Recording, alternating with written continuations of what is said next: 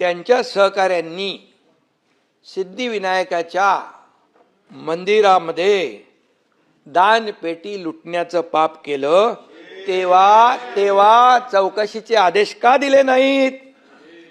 का दिले नाहीत? मी बोलतोय त्याच्यावर पुरावा म्हणून बोलतोय. हे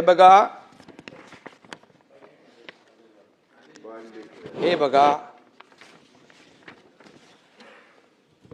सिद्धिविनायक मंदिरात अनागोंदी कारभार, आणि याच्यामध्ये म्हटलंय सिद्धिविनायकाला धोके आणि तिकडे खोके, ते मी नाव घेत नाही.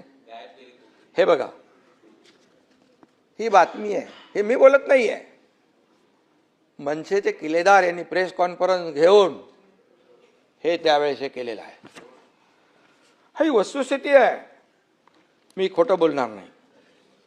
आणि सिद्धिविनायकाच्या दानपेटीवर डल्ला मारणं हे आपलं हिंदुत्व आहे का? सावरकर यांना माफीवीर म्हणणाऱ्यांच्या मांडीवर बसणं हे आपलं हिंदुत्व आहे का? बाळासाहेबांचे विचार तोडून मोडून टाकणे हे आपलं हिंदुत्व आहे का? साधूंची हत्या झाली तेव्हा मूग गिळून बसणं हे आपलं हिंदुत्व आहे का? मतांसाठी दहशतवाद्यांना प्रचार सभेत फिरवणं हे आपलं हिंदुत्व आहे का? निवडणुकीत पाकिस्तानचे झेंडे नाचवणं हे आपलं हिंदुत्व आहे का? अरे भाई, हा, मुंबईत झालंय तो एक कुठला मजा हे होता तो, कुठली ती कोणाची ती होती ना, ती सजवली ती खबर नाही इथं मुंबईमध्ये याकूब मेमन.